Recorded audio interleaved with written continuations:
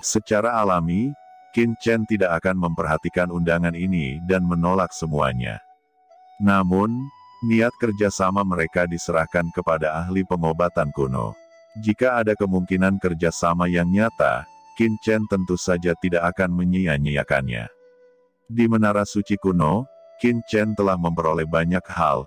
Yang paling harus dia lakukan sekarang adalah kembali, dan menyadari, dan mengubah keuntungan ini menjadi kekuatannya sendiri. Karena alasan inilah Qin Chen bahkan menolak undangan Tianxing Zhenren pimpinan Wan Gulou. Berita itu menyebar dengan kecepatan yang mencengangkan, dan seluruh Yunzu membicarakan tentang Qin Chen pendobrak menara lantai ke-9. Adapun Yun Mengze peringkat kedua, hanya menjadi peran pendukung. Tentu saja, selain mengungkapkan keterkejutan atas pencapaian Qin Chen, banyak orang di prefektur juga mengejek Qin Chen secara diam-diam, mengatakan bahwa Qin Chen tidak tahu apa yang baik atau buruk, karena tidak mau bergabung dengan Departemen Seni Bela Diri, dan tetap bersikeras pada penilaian refiner. Selain itu, perjanjian antara Master Chu Ye dan Qin Chen tersebar luas, tidak hanya di Yunzu, tetapi bahkan di beberapa negara bagian sekitarnya. Di rumah utama prefektur Yunzu saat ini, Yun Mengze menghancurkan kursi kayu cendana berbintang dengan pukulan, dia gemetar karena marah. Sial, Qin Chen ini benar-benar sialan. Ucapnya sangat kesal. Tuan Zouzi, Qin Chen ini terlalu arogan, dia merasa paling baik sendiri. Ucap Li Wanshui mengertakkan gigi dan berkata, Qin Chen terlalu kuat, begitu kuat sehingga dia bahkan kehilangan harapan untuk membalas dendam, dan dia juga panik. Yun Mengze berkata, saya telah mengirim seseorang untuk menyebarkan berita tentangnya dan taruhannya dengan Chu Ye, tetapi masih terlalu sulit untuk menjatuhkannya.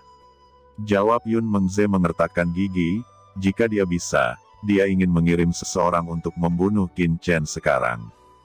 Tapi dia juga tahu bahwa sekarang Qin Chen sedang diperhatikan oleh banyak orang. Seorang Yunzu Zouzi tidak boleh melakukan hal seperti itu, jika tidak, maka akan mempengaruhi seluruh keluarga Yun. Pada saat ini, suara agung terdengar. Karena kamu tidak bisa membunuhnya, kenapa kamu tidak ingin memenangkan hatinya? Ucap sosok tinggi berjalan masuk, seperti dewa abadi, memancarkan suasana yang terkenal di dunia. Ayah, ucap Li Wanshui dan Yun Mengze buru-buru memberi hormat. Ayah, apakah kamu membiarkan aku berteman dengan anak itu? Ucap Yun Mengze mengangkat kepalanya dengan rasa tak percaya. Apa yang salah dengan itu? Jawab Yun Dongguang, penguasa prefektur Yunzu. Dia tersenyum dingin dan berkata, karena Qin Chen itu tidak pernah bertentangan dengan istana Yunzu kita. Satu-satunya hal yang bisa menjadi alasan adalah konfliknya dengan keluarga api jiwa. Tatapan Yun Dongguang jatuh pada Li Wanshui. Li Wanshui hanya merasa kedinginan, dan ketakutan yang tak terlukiskan muncul dari lubuk hatinya. Tuan Negara, keluarga api jiwa saya bersedia menerima perintah Tuan. Ucap Li Wanshui buru-buru berlutut. Tubuhnya gemetar, dan hatinya ketakutan. Apa kamu tahu? Bahkan Li Wanshui bersikap sangat masuk akal. ZR, tidakkah kamu memikirkannya? Ucap Yun Dongguang tersenyum kecil. Oke, kalau begitu, silahkan ayah menunggu kabar baik dariku. Ucap Yun Mengze sangat marah dan pergi dengan cepat. Keesokan harinya, Paviliun Chendi kedatangan seorang tamu tak diundang. Tamu itu berkata, Chen kecil, namaku adalah Yan Ruyu. Aku adalah seorang pelayan yang sengaja dikirim untukmu. Ini adalah wanita yang luar biasa cantik, dan ada daya tarik alami karena dia telah berlatih Mei Gong, jadi setiap gerakannya penuh dengan sihir rubah Mei. Yun Mengze, gumam Qin Chen mencibir. Dia dan Yun Mengze tidak pernah berurusan satu sama lain. Kenapa Yun Mengze ini benar-benar mengirim seorang pelayan wanita? Qin Chen tersenyum sedikit dan berkata, sepertinya aku tidak banyak berkomunikasi dengan Yun Mengze. Apa kamu tidak salah? Ucap Qin Chen ke budak seksi itu. Itu tidak mungkin, jawab Yan Ruyu tersenyum indah. Chen Sao dan Ze Sao adalah pahlawan dunia. Seperti naga dan burung phoenix. Ucap wanita itu mengacak-acak rambutnya, memperlihatkan telinga kecil, putih dan halus, seolah-olah transparan, membuat orang merasa gatal. Qin Chen menggelengkan kepalanya dan berkata, lupakan saja. Yan Ruyu menunjukkan ekspresi kesedihan. Qin Chen tetap tenang, pesona Yan Ruyu memang sangat kuat, dan itu benar-benar terintegrasi dengan pesonanya sendiri. Tetapi itu sedikit lebih buruk daripada Chen Sisi, bagaimana itu mungkin untuk bisa memikat Qin Chen? Qin Chen tersenyum tipis dan berkata, Nona Yan, silakan kembali. Ucap Qin Chen, apa Chen muda takut kedua pahlawan wanita itu akan cemburu? Ucap Yan Ruyu tersenyum, dengan bakat dan seni bela diri Chen Sao, jangankan 2 istri dan selir, bahkan 200 layak untuk Chen muda. Ucap Yan Ruyu bergegas, meraih lengan Qin Chen, mengguncangnya dengan lembut, dan kemudian meletakkan tubuhnya di atas dada Qin Chen. Dia berkata, Chen kecil. Tuan Yun Mengze adalah putra mahkota negara Yunzhou, dan dia juga arogansi nomor 1. Tentu saja, kamu juga sangat kuat, dan kalian berdua adalah jenius yang terkenal di dunia. Ketika saatnya tiba, kalian akan belajar dan berlatih bersama, dan akhirnya menjadi pemuncak. Kalian akan mencaplok ibu kota negara bagian di sekitarnya. Yun Mengze berkata padaku, dia berjanji untuk memberi Anda negara bagian dan membiarkan Anda menjadi pemilik negara bagian tersebut. Selama Anda setuju untuk bekerja sama dengannya. Ucap Yan Ruyu menggoda. Qin Chen tersenyum tipis dan berkata, aku tidak tertarik, karena aku adalah pria yang akan menjadi guru suci di masa depan. Apakah kamu tidak terlalu meremehkanku? Jawab Qin Chen. Yan Ruyu tercengang. Guru suci adalah penguasa surga, bertanggung jawab atas sebuah alam, dan bahkan seorang sosok guru suci dapat menghancurkan alam semesta. Sedangkan arogansi tertinggi seperti Yun Mengze, hanya bisa ditargetkan menjadi orang suci surgawi.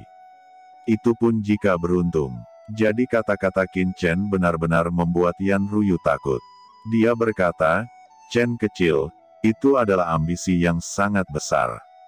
Ucap Yan Ruyu tertegun lama sebelum dia tergagap, tetapi kalimat ini jelas bukan pujian.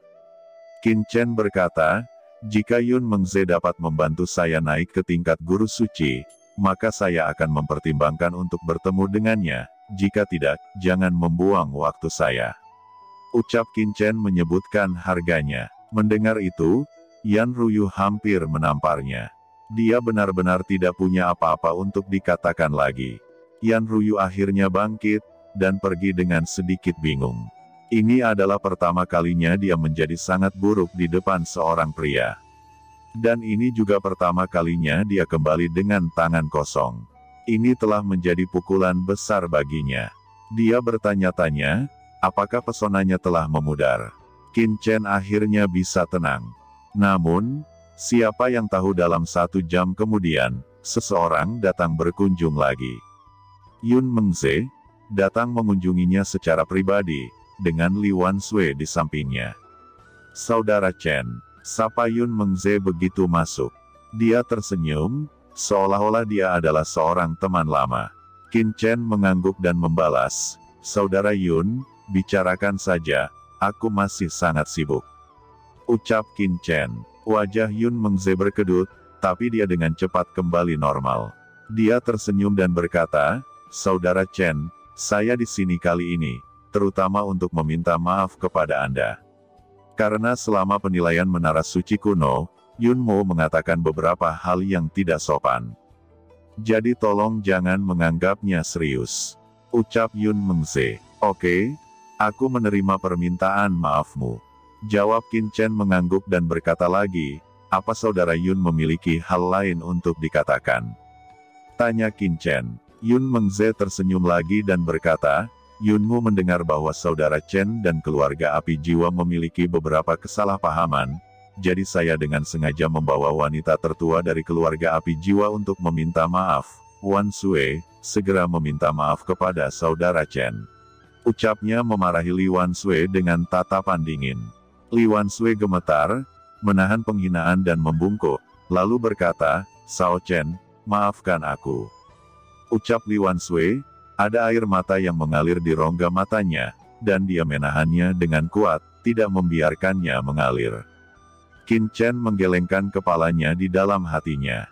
Wanita ini benar-benar menyedihkan. Nenek moyang dari keluarga api jiwanya telah terbunuh, dan dia harus meminta maaf kepada musuh-musuhnya. Surga memang tempat di mana yang kuat memakan yang lemah. Jika Anda memiliki kekuatan, akan selalu menempati kebenaran tertinggi. Tapi Qin Chen tidak memiliki simpati untuk keluarga api jiwa. Qin Chen berkata, "Tidak apa-apa, meskipun orang-orang dari keluarga api jiwamu sangat arogan, sok, dan suka membunuh, tetapi bagi orang-orang yang tidak menyinggung saya, bagi saya tidak masalah, karena saya bukan penjahat." Pemuda ini sebenarnya hanya membela diri waktu itu. Anda harus mengerti apa yang saya katakan. Ucap Qin Chen melambaikan tangannya dengan santai, kemudian dia berkata lagi, "Karena semuanya sudah berakhir, mari kita sambut para tamu." Ucap Qin Chen, "Tunggu sebentar, kali ini Yun Mo datang ke sini, ada satu hal lagi yang penting untuk ditanyakan. Anda dan saya adalah arogansi dunia, masa depan kita sangat cerah, aku mewakili keluarga Yun saya untuk bergabung dengan Pavilion Chen di Anda, untuk menciptakan masa depan yang lebih baik, bagaimana tentang itu?" Ucap Yun Mengze tampak serius dan menatap Qin Chen dengan ekspresi harapan. Postur tubuhnya sangat tulus, dan antusiasme semacam itu akan melembutkan hati orang. Qin Chen menatap Yun Mengze 2 kali. Qin Chen tersenyum tipis seraya berkata, "Saya tidak punya ambisi. Aku hanya ingin menjalani hidupku dengan aman. Saya hanya khawatir saya tidak bisa memenuhi harapan saudara Yun. Sekarang saya sedikit lelah, jadi silakan kembali." Ucap Qin Chen dengan santai. Ekspresi Yun Mengze berubah menjadi dingin dan suram, dia belum pernah serendah ini sebelumnya, dan ditolak berulang kali. "Saudara Chen, jangan lupa, meskipun Anda telah melewati lantai 8 menara suci kuno, Anda belum menjadi murid pekerjaan surgawi." Ucap Yun Mengze, "Saya hanya ingin memberitahu saudara Chen bahwa di Yunzu, bukanlah tempat yang damai, jadi jika saudara Chen setuju untuk bekerja sama dengan keluarga Yun saya, sebagai penguasa Yunzu, kami akan menjaga saudara Chen agar tetap aman, jika tidak." Ucap Yun Mengze memperingatkan dengan makna yang berat. Qin Chen tertawa dan berkata, "Masalah keselamatanku, jangan khawatir tentang itu." Ucap Qin Chen, "Jika ini masalahnya, maka semoga saudara Chen beruntung." Ucap Yun Mengze berbalik dan pergi, ekspresinya tiba-tiba menjadi sangat dingin. Bukannya dia tidak mendengarkan perintah ayahnya, tetapi Qin Chen tidak tahu baik atau buruk dan tidak punya niat untuk bekerja sama. Setelah kembali ke rumah utama negara bagian, Yun Mengze melaporkan hasil pertemuan ini ke ayahnya. "Apa?